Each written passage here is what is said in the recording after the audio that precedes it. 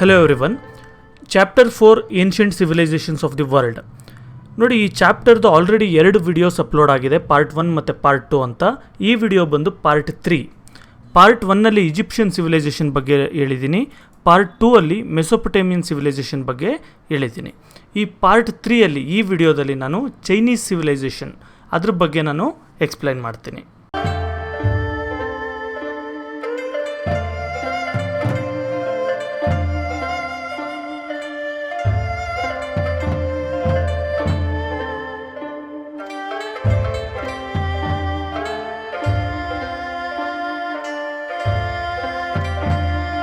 The Chinese civilisation ಎಲ್ಲಿ ಬರುತ್ತೆ ನೋಡಿ, ಇಂಡಿಯಾ ಇಲ್ಲಿದೆಯಲ್ಲ, ಇಂಡಿಯಾಯಿಂದ ರೈಟ್ ಸೈಡ್ ಈ ಕಡೆ ಹೋದರೆ ಈಸ್ಟ್ ಕಡೆಗೆ ಇಲ್ಲಿ ಬರುತ್ತೆ ನೋಡಿ. ಹೀಗೆ ಏನು ಪ್ರೆಸೆಂಟ್ ಡೇ ಚೈನಾ ಇದೆ, ಮಾಡರ್ನ್ ಚೈನಾ, ಇಷ್ಟೆಲ್ಲ ಹಳೆ ಕಾಲದಲ್ಲಿ ಚೈನೀಸ್ ಸಿವಿಲೈಸೇಷನ್ ಆಗಿರಲಿಲ್ಲ. ಈಗ ಇಂಡಿಯಾದಲ್ಲೂ ಅಷ್ಟೇ, ಇಂಡಿಯಾ ಇಷ್ಟೆಲ್ಲ ಇದ್ರೂ ಕೂಡ ಇಲ್ಲಿ ಮಾತ್ರ ಇಂಡಸ್ ವ್ಯಾಲಿ ಸಿವಿಲೈಸೇಷನ್ ಇದ್ದಿದ್ದು. ಅದೇ ರೀತಿ ಚೈನಾ ಇಷ್ಟು ದೊಡ್ಡದಿದ್ರೂ ಕೂಡ ಇಷ್ಟರಲ್ಲಿ ಮಾತ್ರ ಈ ಸಿವಿಲೈಸೇಷನ್ ಸ್ಟಾರ್ಟ್ ಆಗಿದ್ದು. ಓಕೆ, ಎಲ್ಲ ಕಡೆ same common. It is a special feature of all ancient civilizations that they are established on river plains. ನೋಡಿ, ನಾನು ಆಲ್ರೆಡಿ ನಿಮಗೆ ಪಾರ್ಟ್ 2 ಮತ್ತು ಪಾರ್ಟ್ 1ನಲ್ಲಿ ಹೇಳಿದಾಗೆ ಪ್ರತಿಯೊಂದು ಸಿವಿಲೈಸೇಷನ್ ಸ್ಟಾರ್ಟ್ ಆಗಬೇಕು ಅಂದರೂ ಕೂಡ ಅಲ್ಲಿ ಯಾವುದಾದ್ರು ದೊಡ್ಡ ನದಿ ಇರಬೇಕು, ಇಲ್ಲ ದೊಡ್ಡ ಕೆರೆ ಇರಬೇಕು, ಈ ಥರ ರಿವರ್ ಅಥವಾ ಒಂದು ಯಾವುದಾದ್ರು ಲೇಕ್ ಅದಕ್ಕೆ ಸೋರ್ಸ್ ಆಗಿರುತ್ತೆ. The Chinese civilization was no exception. ಅಂದರೆ ಚೈನೀಸ್ ಸಿವಿಲೈಸೇಷನ್ ಕೂಡ ಇದಕ್ಕೆ ಯಾವುದೇ ರೀತಿ ಎಕ್ಸೆಪ್ಷನ್ ಅಲ್ಲ. ಇಲ್ಲೂ ಕೂಡ ನದಿ ಮೇಲೇ ಸಿವಿಲೈಸೇಷನ್ ಸ್ಟಾರ್ಟ್ ಆಗಿತ್ತು. But the river which led to the establishment of Chinese civilization was known as China's sorrow. ಆದರೆ ಈಗ ನೈಲ್ ನದಿ ಏನಂತ ಹೇಳ್ತೀವಿ, ಈಗ ಈಜಿಪ್ಟ್ಗೆ ವರ ಅಂತ ಕರಿತೀವಿ ನಾವು. ಹಾಗೆ ಇಂಡಿಯಾಗೆ ಇಂಡಸ್ ನದಿ ಏನಿತ್ತು ಇದು ವರ ಅಂತ ಕರಿತೀವಿ. ಅದೇ ರೀತಿ ಮೆಸೊಪೊಟೇಮಿಯನ್ ಸಿವಿಲೈಸೇಷನಲ್ಲಿ ಟೈಗ್ರಿಸ್ ಮತ್ತು ಯೂಫ್ರೆಟಿಸ್ ಬಂದು ತುಂಬ ಹೆಲ್ಪ್ ಮಾಡುತ್ತೆ. ಆದರೆ ಚೈನೀಸ್ ಸಿವಿಲೈಸೇಷನಲ್ಲಿ ಬಂದು ಚೈನಾ ಸಾರೋ ಅಂತ ಕರೀತಾರೆ ಆ ನದಿನ. ಯೆಲ್ಲೋ ರಿವರ್ ಅಂತ ಒಂದು ಬರುತ್ತೆ, ಅದನ್ನು ಏನಕ್ಕೆ ಆ ಥರ ಕರೀತಾರೆ ಅಂತ ಹೇಳಿದ್ರೆ ನೋಡಿ, this was the Hwang Ho river ಅಂತ. ವಾಂಗ್ಹೋ ಅಂದರೆ ಅದಕ್ಕೆ ಚೈನೀಸಲ್ಲಿ ವಾಂಗ್ಹೋ ಅಂತಾರೆ. ನಾವೆಲ್ಲ ಇಂಗ್ಲೀಷ್ ಪ್ರೊನೌನ್ಸಿಯೇಷನ್ ಎಲ್ಲ ಅದಾಗಲ್ಲ ಅಂದ್ಬಿಟ್ಟು ಯೆಲ್ಲೋ ರಿವರ್ ಅಂತ ಕರೆಯೋದು. ವಾಂಗ್ ಅಂತ ಹೇಳಿದ್ರೆ ಯೆಲ್ಲೋ ಅಂತ ಅರ್ಥ. ನೋಡಿ, after the floods this river changed its course in an unpredictable manner and inundated houses and agricultural lands. ನೋಡಿ, ಪ್ರತಿ ಸರಿ ಏನಾದರೂ ಮಳೆ ಬಂದಾಗ ಕೂಡ ಜಾಸ್ತಿ ಮಳೆ ಆಯಿತು ಅಂತ ಹೇಳಿದ್ರೆ ನದಿ ಹರಿತಾ ಇರೋವಂಥ ನದಿ ದಿಕ್ಕನ್ನೇ ಚೇಂಜ್ ಮಾಡಿಬಿಟ್ಟು ಬೇರೆ ಕಡೆ ಹರ್ಕೊಂಡು ಊರುಗಳ ಮೇಲೆ ಹರ್ಕೊಂಡು ಹೋಗ್ಬಿಡುತ್ತೆ. ಇದರಿಂದ ಅಲ್ಲಿ ಮನೆಗಳಿರ್ಬೋದು ಅಥವಾ ಅಗ್ರಿಕಲ್ಚರಲ್ ಜಮೀನು ಇರ್ಬೋದು, ಇದೆಲ್ಲ ಕೂಡ ಹಾಳಾಗೋಗೋದು.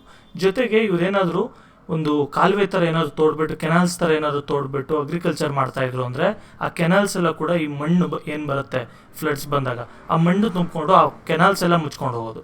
ಇದರಿಂದ ಅವ್ರು ಏನು ಮಾಡಿದ್ರು ಕೂಡ ಸಸ್ಟೈನ್ ಆಗೋಕ್ಕೆ ಆಗ್ತಾ ಇರಲಿಲ್ಲ. It would render all the canals useless, already ಹೇಳ್ದಾಗೆ.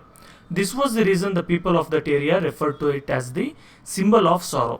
ಅದಕ್ಕೆ ಅಲ್ಲಿದ್ದಂಥ ಜನ, ಸುತ್ತಮುತ್ತ ಇದ್ದಿದ್ದಂಥ ಜನ ಇದು ಸಿಂಬಲ್ ಆಫ್ ಸಾರೋ ಅಂತ ಕರಿತಾ ಇದ್ರು. ಯಾಕಂದರೆ ಒಂದು ಸರಿ ಫ್ಲಡ್ ಬಂತ ಹೇಳಿದ್ರೆ ಮನೆ ಮಠ ಎಲ್ಲ ಕೊಚ್ಕೊಂಡು ಹೋಗ್ಬಿಡುತ್ತೆ.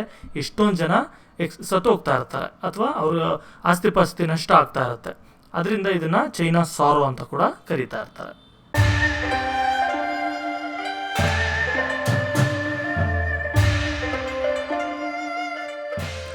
According to archaeological evidences, the first ruling family of the Chinese civilization was the Shang dynasty. ನೋಡಿ, ಆರ್ಕಿಯಾಲಜಿಕಲ್ ಎವಿಡೆನ್ಸಸ್ ಪ್ರಕಾರ ಮೊದಲನೇ ಚೈನೀಸ್ ಸಿವಿಲೈಸೇಷನಲ್ಲಿ ಮೊದಲನೇ ಡೈನೆಸ್ಟಿ ಯಾವುದು ಅಂದರೆ ಶ್ಯಾಂಗ್ ಡೈನೆಸ್ಟಿ ಅಂತ. ಈಗ ಇಂಡಿಯಾದಲ್ಲಿ ನಾವು ಮೌರ್ಯಾಸ್, ಕುಶಾನಸ್ ಅಂತ ಹೇಳ್ತೀವಲ್ವಾ, ಹೊಯ್ಸಳಸ್ ಅಂತೆಲ್ಲ ಹೇಳಿ, ಆ ರೀತಿಯೇ ಚೈನೀಸ್ ಸಿವಿಲೈಸೇಷನಲ್ಲಿ ಮೊದಲನೇದು ಬಂದು ಶ್ಯಾಂಗ್ ಡೈನೆಸ್ಟಿ ಅಂತ. It ruled in the period between 18th century BCE and 12th century BCE. ಇವ್ರು ಎಲ್ಲಿಂದ ಎಲ್ಲಿವರೆಗೂ ರೂಲ್ ಮಾಡ್ತಾರೆ? 18th century BCE ಅಂದರೆ 3800 years ಬ್ಯಾಕ್. ಓಕೆ, 2000 + 1800 ಅಲ್ಲಿಂದ ಹಿಡಿದು 12th centuryವರೆಗೂ, ಅಂದರೆ almost all 600 years. 12th century ಅಂದರೆ 3200 years ಬ್ಯಾಕ್, ಅಲ್ಲಿವರೆಗೂ ಇವರು ರೂಲ್ ಮಾಡ್ತಾರೆ. Under the rule of this dynasty the people had developed A wonderful culture by 14th century BCE. ನೋಡಿ, ಇವ್ರು ರೂಲ್ ಮಾಡೋವಾಗ ಒಂದು ಪ್ರಿಮಿಟಿವ್ ಚೈನೀಸ್ ಕಲ್ಚರ್ ಅನ್ನೋದು ಫಾರ್ಮ್ ಆಗೋಕ್ಕೆ ಸ್ಟಾರ್ಟ್ ಆಗುತ್ತೆ. ಅದು ಇವಾಗ ಇಂಡಿಯನ್ ಕಲ್ಚರ್ ಅಂತ ಹೇಳಿದ್ರೆ ಹಳೆ ಕಾಲದ ಇಂಡಸ್ ವ್ಯಾಲಿ ಸಿವಿಲೈಸೇಷನ್ ತೊಗೊಳ್ತೀವಲ್ವಾ, ಅದೇ ರೀತಿ ಚೈನೀಸ್ ಕಲ್ಚರ್ ಅಂತ ತೊಗೊಂಡ್ರೆ ಇಲ್ಲಿ ಮೊದಲನೇದಾಗಿ ಸ್ಟಾರ್ಟ್ ಆಗುವಂಥದ್ದು.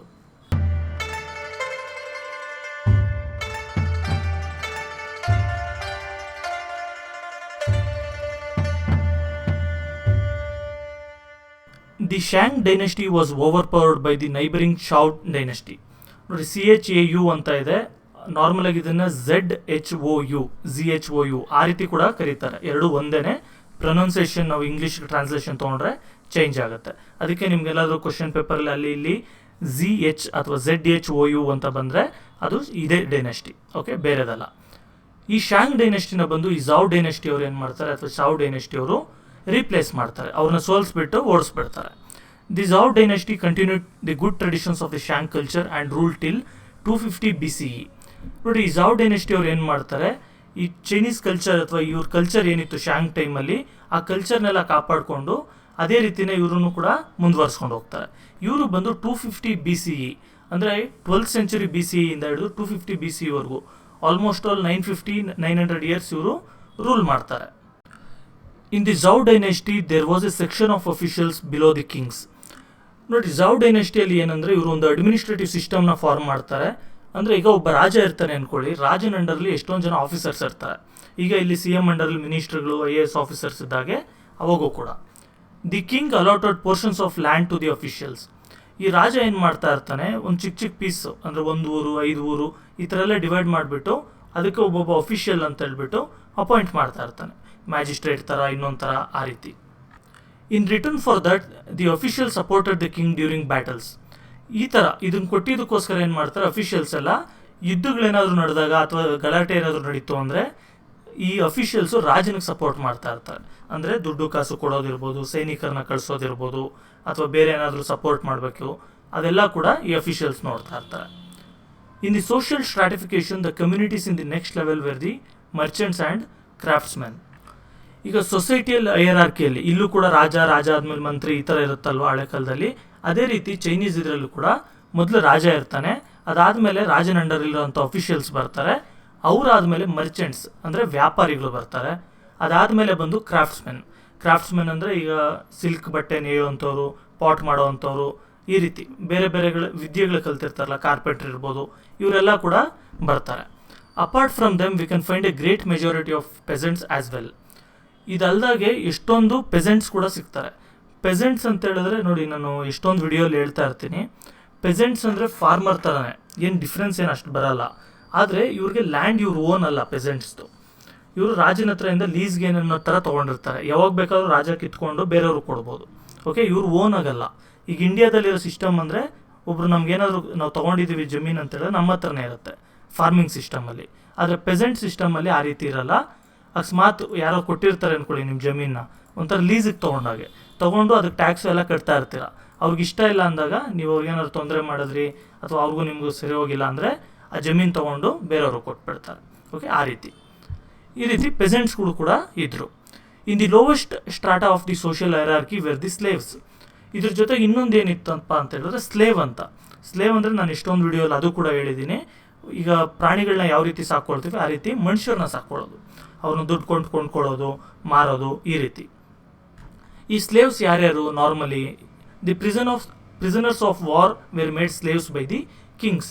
ಈಗ ಇವ್ರು ಯಾರಾದ್ರ ಮೇಲೆ ಯುದ್ಧಕ್ಕೆ ಹೋಗಿರ್ತಾರೆ, ಅಲ್ಲಿ ಯಾರನ್ನಾದ್ರೂ ಅರೆಸ್ಟ್ ಮಾಡಿ ಕರ್ಕೊಬಂದಿರ್ತಾರೆ. ಯಾಕಂದರೆ ಒಂದು ಯುದ್ಧದಲ್ಲಿ ಇವಾಗ 100 ಜನ ಇದ್ರು ಅಂದರೆ 100 ಜನನೂ ಸಾಯಿಸಿರಲ್ಲ, 50 ಜನ ಸತ್ತೋಗಿರ್ತಾರೆ, ಇನ್ನು 50 ಜನನ ಇವ್ರು ಅರೆಸ್ಟ್ ಮಾಡಿ ಕರ್ಕೊಂಬರ್ತಾರೆ. ಅಂಥವ್ರನ್ನ ಇವರು ಲೈಫ್ ಲಾಂಗ್ ದುಡಿಸ್ಕೊತಾರೆ, ಬರೀ ಊಟ ಬಟ್ಟೆ ಕೊಟ್ಟು ಇವ್ರಿಗೆ ಯಾವುದೇ ರೀತಿ ಮರ್ಯಾದೆ ಕೊಡಲ್ಲ, ಯಾವುದೇ ರೀತಿ ಕನಿಕರನ್ನು ತೋರಿಸಲ್ಲ, ಈ ರೀತಿ.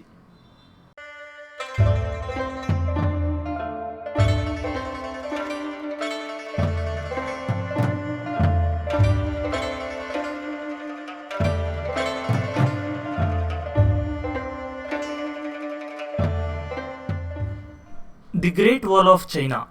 ನೋಡಿ, ಗ್ರೇಟ್ ವಾಲ್ ಆಫ್ ಚೈನಾ ಅಂತ ಹೇಳಿದ್ರೆ ಏನು, ಅದು ಏನಕ್ಕೆ ಗೋಡೆ ಕಟ್ಟಿದ್ರು, ಒಂದು ಗೋಡೆಗೆ ಅಷ್ಟೊಂದು ಮಹತ್ವ ಇದೆಯಾ, ಅದ್ರ ಬಗ್ಗೆ ಹಿಸ್ಟ್ರಿ ಏನದು, ಯಾರು ಕಟ್ಸಿದ್ರು, ಅದ್ರ ಬಗ್ಗೆ ಎಲ್ಲ ಸುಮಾರು ನಿಮಗೆ ಡೌಟ್ಸ್ ಇರ್ಬೋದು. ಅದು ಏನಕ್ಕೆ ಕಟ್ಸಿದ್ರು, ಅದೆಲ್ಲ ಯಾರು ಕಟ್ಸಿದ್ರು, ಅದೆಲ್ಲ ಕೂಡ ಈ ವಿಡಿಯೋದಲ್ಲಿ ನಿಮಗೆ ಕ್ಲಿಯರ್ ಆಗಿಬಿಡುತ್ತೆ. The Chinese empire consisted of many small provinces. ನೋಡಿ, ಚೈನಾ ಬಂದು ಇಂಡಿಯಾ ಥರನೇ ಚಿಕ್ಕ ಚಿಕ್ಕ ಪ್ರಾವಿನ್ಸ್ಗಳಿತ್ತು. ಈಗ ಹೊಯ್ಸಳ ಒಂದು ಕಡೆ ಇದ್ದರು, ಚೋಳಾಸ್ ಒಂದು ಕಡೆ ಇತ್ತು, ಪಾಂಡ್ಯಾಸ್ ಒಂದು ಕಡೆ ಇದ್ದರು. ಅದೇ ರೀತಿಯೇ ಚೈನೀಸಲ್ಲೂ ಕೂಡ ಮೊದಲು 4 ಇತ್ತು, ಆಮೇಲೆ 7 ಕಿಂಗ್ಡಮ್ಸ್ ಆಯಿತು. ಈ ರೀತಿ ಎಲ್ಲ ಪ್ರಾವಿನ್ಸ್ಗಳಾಗಿ ಡಿವೈಡ್ ಆಗಿತ್ತು. ನೋಡಿ, ಇವಾಗ ಮಾಡರ್ನ್ ಚೈನಾ ಅಷ್ಟೆಲ್ಲ ದೊಡ್ಡದಿರಲಿಲ್ಲ, ಈ ಜಾಗ ಮಾತ್ರ ನಾನು ಹೇಳ್ತಾ ಇರೋ ಚೈನಾ, ಓಕೆ, ಒಂದು 4-5 ಪ್ರಾವಿನ್ಸಸ್ ಅಷ್ಟು ಇತ್ತಷ್ಟೇ ಆ ಕಾಲದಲ್ಲಿ. ಇದು ಬೇರೆ ಬೇರೆ ಬೇರೆ ಪೀಸ್ ಆಗೋಗಿತ್ತು full. 7 big states were created bringing the smaller provinces under them. ಲಾಸ್ಟ್ಗೆ ಏನಾಯಿತು, ಚೈನಾದಲ್ಲಿ 7 ಸ್ಟೇಟ್ಸ್ ಕ್ರಿಯೇಟ್ ಆಯಿತು. ಅಂದರೆ 7 ಭಾಗ ಆಗಿ 7 ದೊಡ್ಡ ದೊಡ್ಡ ಸ್ಟೇಟ್ಸು ಕ್ರಿಯೇಟ್ ಆಗುತ್ತೆ. Every state that was created thus constructed a wall along its boundary for production. ಈ ಥರ ಒಂದೊಂದು ಸ್ಟೇಟ್ ಏನು ಕ್ರಿಯೇಟ್ ಆಗುತ್ತೆ, ಈ 7 ಸ್ಟೇಟ್ಸ್ ಏನಿರುತ್ತೆ, ಇವರು ಬೇರೆಯವರಿಂದ ಇವ್ರನ್ನ ಆಕ್ರಮಣ ಮಾಡ್ತಾ ಇರ್ತಾರಲ್ಲ, ಅವರಿಂದ ಮಂಗೋಲ್ಸ್ ಅಂದ್ಕೊಳ್ಳಿ, ಅವರ ಹೆಸರುಗಳು ಅವಾಗ ಜಾಂಗ್ನು ಅಂತೆಲ್ಲ ಇರುತ್ತೆ, ನಿಮ್ಗೆ ಅದೆಲ್ಲ ಪ್ರೊನೌನ್ಸ್ ಮಾಡೋಕ್ಕೂ ಬರೋಲ್ಲ, ಹಿಸ್ಟ್ರಿಯಲ್ಲಿ ಅದ್ರ ಬಗ್ಗೆ ಅಷ್ಟು ಇಲ್ಲ. ಮಂಗೋಲ್ಸ್ ಅಟ್ಯಾಕ್ ಮಾಡ್ತಾ ಇರ್ತಾರೆ, ಅವರಿಂದ ತಡೆಯೋದಕ್ಕೆ ಅವ್ರನ್ನ ತಡಿಬೇಕು ಅಂದ್ಬಿಟ್ಟು ಈ ಥರ ಗೋಡೆ ಕಟ್ತಾರೆ. ಓಕೆ, ನಿಮ್ಗೆ ವಿಡಿಯೋದಲ್ಲೂ ತೋರಿಸಿದ್ದೀನಿ ಮತ್ತು ಇಲ್ಲೂ ಪಿಕ್ಚರಲ್ಲೂ ಇದೆ, ಈ ರೀತಿ ಗೋಡೆ ಕಟ್ಟಿರ್ತಾರೆ. ಆದರೆ ಇದು ಫುಲ್ ಕಂಟಿನ್ಯೂಸ್ ಆಗಿರಲ್ಲ, ಫುಲ್ ಚೈನಾ ಫುಲ್ಲು ಕವರ್ ಏನಾಗಿರಲ್ಲ ಇದು. Okay, emperor Shi Huangdi ordered that the walls of northern Chinese states be connected. Pronunciation ಕೊಲೆ ಮಾಡಿದ್ದೀನಿ, ಎಂತಲೇ ಕೆಡಿಸ್ಕೊಂಬೇಡಿ, ಸ್ಪೆಲ್ಲಿಂಗ್ ನೆನ್ಪು ಮಾಡ್ಕೊಳ್ಳಿ. ಈ ಎಂಪರರ್ ಬರ್ತಾನೆ, ಈ 7 ಸ್ಟೇಟ್ಸ್ನ ಕೂಡ ಒಂದು ಜಾಯಿನ್ ಮಾಡಿಬಿಟ್ಟು ಬೇರೆಯವ್ರ ಮೇಲೆ ಯುದ್ಧ ಮಾಡಿ ಈ 7 ಸ್ಟೇಟ್ಸ್ನ ಕಾಂಕೋರ್ ಮಾಡ್ಕೊಂಡು ಒಬ್ಬ ದೊಡ್ಡ ರಾಜ ಬರ್ತಾನೆ, ಶಿ ವಾಂಗ್ತಿ ಅಂತ ಹೇಳ್ಬಿಟ್ಟು ಕರೀತಾರೆ. ಅವನೇನು ಮಾಡ್ತಾನೆ, ಒಂದು ಈ ವಾಲ್ಸ್ ಏನೇನು ಅರ್ಧಂಬರ್ಧ ಕಟ್ಟಿರ್ತಾರೆ ಅಲ್ಲಲ್ಲಿ ಅದನ್ನೆಲ್ಲ ಕೂಡ ಕನೆಕ್ಟ್ ಮಾಡಿ ಫುಲ್ ಒಂದೇ ಗೋಡೆ ಥರ ಮಾಡ್ತಾನೆ. This enabled the northern walls to ward off the attacks of invaders from the north. ಅದರಿಂದ ನಾರ್ತ್ ಸೈಡಿಂದ ಬರ್ತಾರಲ್ಲ, ಈ ಸೈಡ್ ನೋಡಿ ವಾಲ್ ಇಲ್ಲಿಗೆ ಸರಿಯಾಗಿ ಬರುತ್ತೆ, ಈ ಸೈಡಿಂದ ಬರೋವಂಥ ಅಟ್ಯಾಕ್ಸ್ ಏನಿದೆ ಮಂಗೋಲ್ ಅಟ್ಯಾಕ್ಸ್ ಎಲ್ಲ, ಅದನ್ನೆಲ್ಲ ಕೂಡ ತಡೀತಾರೆ ಆ ವಾಲ್ ಯೂಸ್ ಮಾಡಿಕೊಂಡು. The construction of the great wall began in the 7th century BCE and continued till the 16th century. ನೋಡಿ ಎಲ್ಲ ಏನು ಅಂದ್ಕೊಳ್ಳೋದು ಅಂತ ಹೇಳಿದ್ರೆ, ಈಗ ಶಿ ವಾಂಗ್ತಿ ಇರ್ಬೋದು ಅಥವಾ ಅದಕ್ಕೆ ಮೊದಲಿದ್ದವ್ರು ಇರ್ಬೋದು, ಒಂದೇ ಸರಿ ಕಟ್ಟಿಬಿಟ್ರು ಗೋಡೆ ಅಂದ್ಕೊಳ್ತಾರೆ. ಆದರೆ ಅಲ್ಲ, ಇದು ಫಸ್ಟ್ ಗೋಡೆ ಕಟ್ಟಕ್ಕೆ ಸ್ಟಾರ್ಟ್ ಆಗಿದ್ದು ಬಂದು 7th century BCE, ಅಂದರೆ 2700 years ಬ್ಯಾಕ್ ಸ್ಟಾರ್ಟ್ ಆಯಿತು. ಮತ್ತು 16th century ಕೂಡ ನಡೀತಾನೆ ಇತ್ತು. ನಾವೆಲ್ಲ ವಾಸ್ಕೋಡಗಾಮ ಬಂದ ಅದೆಲ್ಲ ಹೇಳ್ತೀವಲ್ವ, ಅಲ್ಲಿವರೆಗೂ ಕೂಡ ಇದು ಕಟ್ತಾನೆ ಇದ್ರು ಕಂಟಿನ್ಯೂಸ್ ಆಗಿ, ಯಾಕಂದರೆ ತುಂಬ ದೊಡ್ಡದು ಇದು, ಆಲ್ಮೋಸ್ಟ್ ಆಲ್ 5000 kilometers ಇದೆ ಇದು. The worn out parts were repaired and strengthened. ನೋಡಿ, ಒಂದು ಕಟ್ತಾ ಇದ್ದರೆ 2000 ವರ್ಷ ಆಗಿದೆ ಅಂತ ಹೇಳಿದ್ರೆ ಅಲ್ಲಲ್ಲಿ ಮುರಿದೋಗ್ತಾ ಇರುತ್ತೆ, ಅದರಿಂದ ಆ ಮುರಿದೋಗಿರೋದನ್ನ ಬಿದ್ದೋಗಿರೋದನ್ನ ಮತ್ತೆ ಕಟ್ತಾ ಇದ್ರು. ಈ ರೀತಿ 16th century ಕಟ್ತಾನೆ ಇದ್ರು. When the work was completed it stretch to more than 5000 kilometers. Total ಈ ಗೋಡೆ ಎಲ್ಲ ಕಂಪ್ಲೀಟ್ ಆದಮೇಲೆ ಅದನ್ನು ಮೆಷರ್ ಮಾಡಿದ್ರೆ 5000 kilometers ಅಷ್ಟು ಉದ್ದ ಇತ್ತು. It is one of the 7 wonders of the world. ಈಗಲೂ ಕೂಡ ಇದನ್ನು 7 wonders ಆಫ್ ದಿ ವರ್ಲ್ಡ್ ಅಂತ ಕನ್ಸಿಡರ್ ಮಾಡ್ತಾರೆ, ಯಾಕಂದರೆ ಇದು ಕಟ್ಟೋದು ತುಂಬ ಕಷ್ಟ. ಈಗ ಒಂದು ಮನೆ ಕಟ್ಟೋದಕ್ಕೆ ನಮ್ಗೆ ಎಷ್ಟು ಇಟ್ಟಿಗೆ ಬೇಕಾಗುತ್ತೆ, ಎಷ್ಟು ದಿನ ಅದಕ್ಕೆ ನಾವು ಟೈಮ್ ಹಾಕಬೇಕು, ಅಂಥದ್ರಲ್ಲಿ 5000 kilometer ಗೋಡೆ. ಇದು ಗೋಡೆ ಅಂದರೆ ಸುಮ್ಮನೆ ಮಾಮೂಲಿ ಮನೆಗಿರೋ ಥರ ಗೋಡೆ ಅಲ್ಲ, ನಿಮ್ಮ ವಿಡಿಯೋದಲ್ಲಿ ತೋರಿಸೋದಲ್ಲ, ಆರಾಮಾಗಿ ಮೇಲೆ ಒಂದು ಗಾಡಿಗಳೇ ಹೋಗ್ಬೋದು, ಅಷ್ಟು ದೊಡ್ಡ ಗೋಡೆನ 5000 kilometer ಕಟ್ಸಿದ್ದಾರೆ ಅಂದರೆ ಅದು ನಾರ್ಮಲ್ ಫ್ಲ್ಯಾಟ್ ಇದ್ರಲ್ಲ, ಬೆಟ್ಟಗಳ ಮೇಲೆ, ಅದಕ್ಕೆ ತುಂಬ ವರ್ಕ್ ಫೋರ್ಸ್ ಬೇಕಾಗುತ್ತೆ. ಒಂದು ಕೆಲವು ಕಥೆಗಳ ಪ್ರಕಾರ, ಕೆಲವು ರಿಸೋರ್ಸಸ್ ಪ್ರಕಾರ, ಈ ಎಂಪರರ್ ಏನಿದ್ದ ಶಿ ವಾಂಗ್ತಿ ಅನ್ನೋ ಅಂತವನು, ಇವನು 10 million people ಅಂದರೆ 1 ಕೋಟಿ ಜನ, ಕೆಲವು ಎಸ್ಟಿಮೇಟ್ಸ್ಗಳು ತಪ್ಪಾಗಿರ್ಬೋದು, ಆಲ್ಮೋಸ್ಟ್ ಆಲ್ 10 ಲಕ್ಷದಿಂದ 1 ಕೋಟಿ ಜನ, ಇದ್ರ ಮಧ್ಯೆ ಅಷ್ಟು ಜನಗಳನ್ನ ಅರೆಸ್ಟ್ ಮಾಡಿ ಬರೀ ನೀವು ಹುಟ್ಟಿದಾಗಿಂದ ಸಾಯೋವರೆಗೂ ಈ ಗೋಡೆ ಕೆಲಸ ಮಾಡ್ತಾ ಇರಬೇಕು ಅಂತ ಬಿಟ್ಟಿರ್ತಾನೆ. ಆಯಿತಾ, ಅರೆಸ್ಟ್ ಮಾಡ್ಕೊಂಬಂದಿರೋರನ್ನ, ಪ್ರಿಸನರ್ಸ್ನೆಲ್ಲ ಆ ರೀತಿಯೆಲ್ಲ ಟ್ರೀಟ್ ಮಾಡಿ ಗೋಡೆ ಕಟ್ಸೋದು.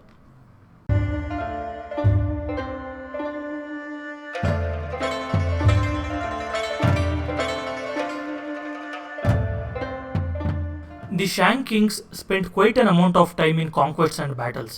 ನೋಡಿ, ಶಾಂಗ್ ರಾಜರು, ಅದ್ಮೇಲೆ ಮೊದಲನೇ ಡೈನೆಸ್ಟಿ ಅಂತ ಏನು ಹೇಳಿದೆ ನಿಮಗೆ, ಆ ಡೈನೆಸ್ಟಿಯ ರಾಜರು ಏನು ಮಾಡಿದ್ರು, ತುಂಬ ಯುದ್ಧಗಳು ಮಾಡ್ತಾಯಿದ್ರು. ಇದರಿಂದ the army was in prominence. ಇದರಿಂದ ಆರ್ಮಿ ಕೂಡ ತುಂಬ ಇಂಪಾರ್ಟೆಂಟ್ ಆಗಿರುತ್ತೆ, ಯುದ್ಧಗಳು ಮಾಡ್ತಾಯಿದ್ರೆ ಆರ್ಮಿ ಬೇಕೇ ಬೇಕಲ್ವಾ. ಹಾಗೆ the soldier enjoyed a dignified place in society. ಒಬ್ಬ ಸೋಲ್ಜರ್ಗೆ, ಒಬ್ಬ ವಾರಿಯರ್ಗೆ ಏನಿದೆ, ಅವನಿಗೆ ತುಂಬ ರೆಸ್ಪೆಕ್ಟ್ ಕೊಡ್ತಾಯಿದ್ರು ಸೊಸೈಟಿಯಲ್ಲಿ. Soldiers wore bronze helmets and metal armours. ಈ ಬ್ರಾನ್ಸಿಂದ ರೆಡಿ ಮಾಡಿರೋಂಥ ಹೆಲ್ಮೆಟ್ಗಳಾಗ್ತಾಯಿದ್ರು, ಮತ್ತು ಮೆಟಲಿಂದ ರೆಡಿ ಆಗಿರೋಂಥ ಬೇರೆ ಆರ್ಮರ್ಗಳೆಲ್ಲ ಯೂಸ್ ಮಾಡ್ತಾಯಿದ್ರು. The bronze daggers, axes, bows and iron tipped arrows which they have used have been found. ಈ ಬ್ರಾನ್ಸಿಂದ ಮಾಡಿರೋಂಥ ವೆಪನ್ಸ್ ಇರ್ಬೋದು, ಬೋಸ್ ಇರ್ಬೋದು, ಆ್ಯರೋಸ್ ಇರ್ಬೋದು, ಇವೆಲ್ಲ ಕೂಡ ನಮಗೆ ಸಿಕ್ಕಿದೆ. The people of ಶಾಂಗ್ dynasty dependent on agriculture. ಈ ಶಾಂಗ್ ಡೈನೆಸ್ಟಿ ಜನ ತುಂಬ ಅಗ್ರಿಕಲ್ಚರ್ ಮೇಲೆ ಡಿಪೆಂಡ್ ಆಗಿದ್ರು. ಚೈನೀಸ್ ಸಿವಿಲೈಸೇಷನ್ ಆಲ್ಮೋಸ್ಟ್ ಆಲ್ ಎಲ್ಲ ಕೂಡ ಅಗ್ರಿಕಲ್ಚರ್ ಮೇಲೆ ಡಿಪೆಂಡ್ ಆಗಿದ್ರು. The had A well organised system of irrigation. ಅಂದರೆ ಈ ಕೆನಾಲ್ಸ್ ಎಲ್ಲ ತೋಡ್ಬಿಟ್ಟು ಎಲ್ಲ ಕಡೆ ನೀರು ಹರಿಸಿ ಬೆಳೆ ತೆಗಿತಾರಲ್ಲ, ಅದು ಇರಿಗೇಷನ್ ಅಂದರೆ. ಆ ಥರ ತುಂಬ ಚೆನ್ನಾಗಿ ಆರ್ಗನೈಸ್ ಮಾಡಿದ್ರು ಅದೆಲ್ಲ. They use to grow plenty of rice. ಇವರು ಭತ್ತ ಅಥವಾ ಅಕ್ಕಿನ ತುಂಬ ಜಾಸ್ತಿ ಬೆಳೀತಾ ಇದ್ರು. ಅವ್ರದ್ದು ರೆಗ್ಯುಲರ್ ಫುಡ್ ಕೂಡ, ಸ್ಟೇಪಲ್ ಫುಡ್ ಕೂಡ ರೈಸೇ ಆಗಿತ್ತು.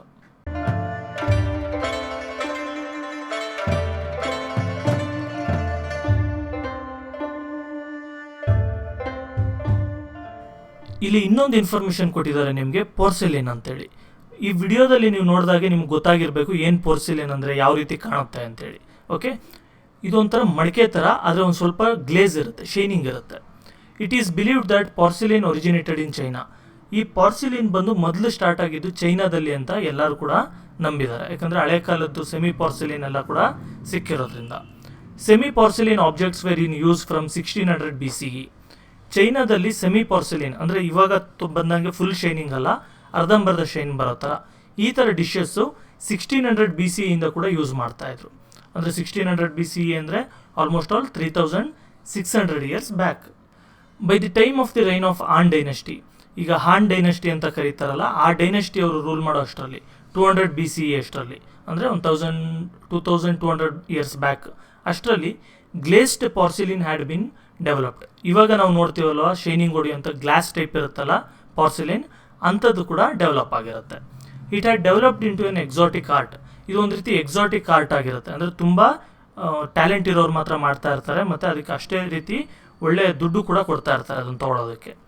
The ancient Chinese used to bury their dead along with porcelain pots, animals and the objects loved most during their lifes. ನೋಡಿ, ಏನ್ಷಿಯಂಟ್ ಚೈನೀಸ್ ತುಂಬ ಹಳೆ ಇದರಲ್ಲಿ ಏನು ಮಾಡ್ತಾಯಿದ್ರು, ಇವ್ರು ಯಾರನ್ನಾದ್ರೂ ಸತ್ತೋಗಿದ್ರು ಅಂದ್ಕೊಳ್ಳಿ, ಅವ್ರನ್ನ ಉಳ್ಬೇಕು, ಸಮಾಧಿ ಮಾಡಬೇಕು ಅಂತ ಹೇಳಿದ್ರೆ ಅವ್ರಿಗೆ ಇಷ್ಟ ಆಗಿರೋಂಥ ವಸ್ತುಗಳ ಜೊತೆ ಮತ್ತು ಅನಿಮಲ್ಸ್ನೂ ಇಡ್ತಾಯಿದ್ರು. ಅಂದರೆ ಅವ್ರಿಗೆ ಯಾವುದೋ ಒಂದು ಬೆಕ್ಕು ಅಥವಾ ನಾಯಿ ಏನಾದರೂ ಇಷ್ಟ ಇತ್ತು ಅಂದರೆ ಆ ಅನಿಮಲ್ನ ಜೊತೆ ಊತಾಕೋರು. ಅಷ್ಟೇ ಅಲ್ಲ, ಅದ್ರ ಜೊತೆ ಪಾರ್ಸಿಲಿನ್ ಪಾಟ್ಸ್ ಏನಾದರೂ ಇತ್ತು ಅವ್ರಿಗೆ ಇಷ್ಟ ಇತ್ತು ಅಂದರೆ ಅದನ್ನು ಕೂಡ ಊತಾಕೋರು. Okay,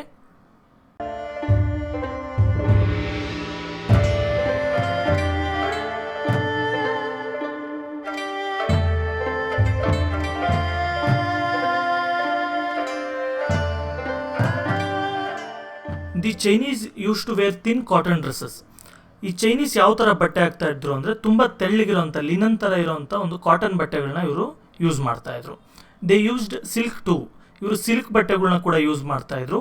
and engaged in silk warm rearing, ಅಂದರೆ ಈ ಕಂಬಳಿ ಹುಳ ಅಂತ ಬರುತ್ತಲ್ವ, ಸಿಲ್ಕ್ ವಾರ್ಮ್ ಅಂತ, ಆ ಥರ ಹುಳನ ಕೂಡ ಇವರು ಬೆಳೆಸ್ತಾಯಿದ್ರು. ಅದನ್ನು ಬೆಳೆಸಿ ಅದನ್ನು ಗೂಡು ಥರ ಕಟ್ಟುತ್ತೆ, ಅದರಿಂದ ದಾರಗಳನ್ನ ತೆಗೆದುಬಿಟ್ಟು ಬಟ್ಟೆ ಎಣಿಯೋದು, ಈ ರೀತಿ ಎಲ್ಲ ಕೂಡ ಮಾಡ್ತಾಯಿದ್ರು. Silk manufacturing was A prominent industry. Silk manufacturing ಬಂದು ತುಂಬ ಇಂಪಾರ್ಟೆಂಟ್ ಇಂಡಸ್ಟ್ರಿ ಆಗಿರುತ್ತೆ. ಏನಕ್ಕೆ ಅಷ್ಟು ಇಂಪಾರ್ಟೆಂಟ್ ಅಂತ ಹೇಳಿದ್ರೆ, ನೋಡಿ, ಸಿಲ್ಕ್ ಯಾವ ಥರ ರೆಡಿ ಮಾಡ್ತಾರೆ ಅನ್ನೋದು ಚೈನೀಸ್ ರಾಜರಿಗೆ ಮತ್ತು ಕೆಲವ್ರಿಗೆ ಬಿಟ್ಟು, ಅಲ್ಲಿ ಕೆಲಸ ಮಾಡೋರಿಗೆ ಬಿಟ್ಟು, ಹೊರಗಡೆ ಅವ್ರಿಗೆ ಯಾರಿಗೂ ಗೊತ್ತಾಗ್ತಾ ಇರಲಿಲ್ಲ. ಯಾಕಂದರೆ ಇದು ತುಂಬ ಕಾಸ್ಟ್ ಇತ್ತು ಮತ್ತು ಹೊರಗಡೆ ತುಂಬ ಡಿಮ್ಯಾಂಡ್ ಇತ್ತು. ರೋಮನ್ ಎಂಪೈರ್, ಬೈಜೆಂಟೈನ್ ಎಂಪೈರ್ ಕಾಲದಲ್ಲೂ ಕೂಡ ತುಂಬ ಡಿಮ್ಯಾಂಡ್ ಇತ್ತು. ಅದಕ್ಕೋಸ್ಕರ ಇದು ಯಾರಿಗೂ ಗೊತ್ತಾಗದೇ ಇರೋ ಥರ ಇಟ್ಟಿದ್ರು. ಆಮೇಲೆ ಜಸ್ಟಿನಿಯನ್ ಅಂತ ಒಬ್ಬ ರಾಜ ಬರ್ತಾನೆ ರೋಮ್ ಇದರಲ್ಲಿ, ಬೈಜೆಂಟೈನ್ ಇದರಲ್ಲಿ. ಅವನೇನು ಮಾಡ್ತಾನೆ, ಅಲ್ಲಿಂದ ಕದ್ದು ತಂದು ಇಲ್ಲಿ ಮ್ಯಾನುಫ್ಯಾಕ್ಚರಿಂಗ್ ಮಾಡೋಕ್ಕೆ ಸ್ಟಾರ್ಟ್ ಮಾಡ್ತಾನೆ, ರೋಮನ್ ಅದರಲ್ಲೆಲ್ಲ. ಅದಕ್ಕೂ ಮೊದಲೆಲ್ಲ ಸಿಲ್ಕ್ ಬೇಕು ಅಂದರೆ ಒಂದು ಚೈನಾಗೆ ಹೋಗಬೇಕು, ಇಲ್ಲ ಇಂಡಿಯಾಗೆ ಹೋಗಬೇಕು. ಇಂಡಿಯಾ ಅಷ್ಟಿರಲಿಲ್ಲ, ಆಮೇಲೆ ಬಂದಿರೋದು ಚೈನಾಗೆ ಜಾಸ್ತಿ ಹೋಗಬೇಕಾಯಿತು. The Chinese used to make excellent pots and had learn to make various objects from porcelain. ನೋಡಿ, ಚೈನೀಸ್ ಬಂದು ಎಷ್ಟೊಂದು ಚೆನ್ನಾಗಿರೋಂಥ ಪಾಟ್ಸ್, ಮಡಿಕೆಗಳೆಲ್ಲ ಮಾಡ್ತಾಯಿದ್ರು. ಮತ್ತು ಪಾರ್ಸಿಲಿನಿಂದ ಕಪ್ಸ್ ಇರ್ಬೋದು, ಪ್ಲೇಟ್ ಇರ್ಬೋದು, ಈ ಥರ ಎಲ್ಲ ಬೇರೆ ಬೇರೆ ಆಬ್ಜೆಕ್ಟ್ಸ್ಗಳೆಲ್ಲ ಇವರು ರೆಡಿ ಮಾಡ್ತಾಯಿದ್ರು. It was a custom of the Chinese to worship their ancestors. ನೋಡಿ, ನಾವು ನಾರ್ಮಲಾಗಿ ನಾವು ಏನು ಪೂಜೆ ಮಾಡ್ತೀವಿ, ನಾವು ಸನ್ಗೆ, ಮೂನ್ಗೆ ಅಥವಾ ಬೇರೆ ದೇವ್ರಿಗೆ ಈ ಥರ ಪೂಜೆ ಮಾಡ್ತೀವಿ. ಆದರೆ ಚೈನೀಸ್ ಕಲ್ಚರಲ್ಲಿ ಬಂದು ಅವ್ರ ಆ್ಯನ್ಸಿಸ್ಟರ್ಸ್ಗೆ ಪೂಜೆ ಮಾಡ್ತಾ ಇರ್ತಾರೆ. ಅಂದರೆ ಅವರು ತಾತ ಮುತ್ತಾತರು, ಹಿರಿಯರು ಏನಿರ್ತಾರೆ ಅವ್ರ ವಂಶಸ್ಥರು, ಅವ್ರಿಗೋಸ್ಕರ ಪೂಜೆ ಮಾಡೋದು. They believe that A dead man became A spirit and that the spirit had special powers. ಇವ್ರು ಯಾವ ರೀತಿ ಬಿಲೀಫ್ ಇತ್ತು ಅಂದರೆ ಚೈನೀಸ್ಗೆ, ಏನ್ಷಿಯಂಟ್ ಚೈನೀಸ್ಗೆ, ಒಬ್ಬ ವ್ಯಕ್ತಿ ಸತ್ತೋದ ಅಂತ ಹೇಳಿದ್ರೆ ಅವನು ಆತ್ಮ ಥರ, ಸ್ಪಿರಿಟ್ ಥರ ಇಲ್ಲೇ ಓಡಾಡ್ತಾ ಇರ್ತಾರೆ, ಮತ್ತು ಈ ಸ್ಪಿರಿಟ್ಗೆ ಸ್ಪೆಷಲ್ ಪವರ್ಸ್ ಎಲ್ಲ ಇರುತ್ತೆ ಅಂತ ಅವರು ನಂಬಿದ್ರು. The dead body was buried along with various wooden articles, pots, bronze vessels and other objects. ಒಂದು ಹೆಣನ ಊತಾಕಬೇಕು ಅಂತ ಹೇಳಿದ್ರೆ, ಡೆಡ್ ಬಾಡಿನ ಊತಾಕಬೇಕು ಅಂತ ಹೇಳಿದ್ರೆ ಅದ್ರ ಜೊತೆಗೆ ಇಷ್ಟೊಂದು ವುಡನ್ ಆರ್ಟಿಕಲ್ಸ್ನ ಇರ್ಬೋದು, ಮಡಿಕೆಗಳನ್ನಿರ್ಬೋದು, ಬ್ರಾನ್ಸ್ ಪಾತ್ರೆಗಳು, ವೆಸಲ್ಸ್ ಇರ್ಬೋದು, ಇದೆಲ್ಲದೂ ಕೂಡ ಅವ್ರಿಗೆ ಇಷ್ಟ ಆಗಿರೋದನ್ನೆಲ್ಲ ಜೊತೆಗೇ ಊತಾಕ್ತಾಯಿದ್ರು. The tombs of the kings were used to be quite large. ಈ ರಾಜರದ್ದು ಏನಾದರೂ ಸಮಾಧಿ ಇರಬೇಕು ಅಂತ ಹೇಳಿದ್ರೆ ಅದು ತುಂಬ ದೊಡ್ಡದಾಗಿರ್ತಾ ಇತ್ತು. ಮತ್ತು ರೀಸೆಂಟಾಗಿ ಒಂದು ಎಕ್ಸ್ಕವಿಷನಲ್ಲಿ ಈ ನಾನು ಶಿವಾಂಗ್ತಿ ಅಂತ ಒಬ್ಬ ವ್ಯಕ್ತಿ ಹೇಳಿದ್ನಲ್ಲ, ಮೊದಲನೇ ಎಂಪರರ್ ಅಂತೇಳಿ, ಆ ವ್ಯಕ್ತಿಗೆ ಸೇರಿದಂಥ ಒಂದು ಸಮಾಧಿ ಇದೆ. ಅಲ್ಲಿ ಟೆರಕೋಟಾ ವಾರಿಯರ್ಸ್ ಅದೆಲ್ಲ ಸಿಗುತ್ತೆ. ನೀವು ಜಸ್ಟ್ ಒಂದು ಗೂಗಲ್ ಸರ್ಚ್ ಮಾಡಿದ್ರೆ ಟೆರಕೋಟಾ ವಾರಿಯರ್ಸ್ ಅಂತ ನೀವು ನೋಡ್ಬೋದು ಅಲ್ಲಿ ಏನೇನು ಸಿಕ್ಕಿದೆ ಅಂತೇಳಿ. The Chinese tradition of writing began with pictures and got transformed into an ideographic script.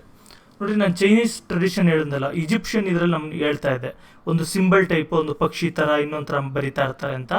ಅದೇ ರೀತಿ ಚೈನೀಸ್ ಅವ್ರು ಏನು ಮಾಡ್ತಾಯಿದ್ರು, ಇವರು ಕೂಡ ಅದೇ ರೀತಿ ಪಿಕ್ಚರ್ಸ್ ಥರ ಬರಿತಾ ಇರ್ತಾರೆ. ಆಮೇಲೆ ಬಂದು ಐಡಿಯೋಗ್ರಫಿಕ್ ಸ್ಕ್ರಿಪ್ಟ್ ಆಗಿದ್ದು ಚೇಂಜ್ ಆಗುತ್ತೆ.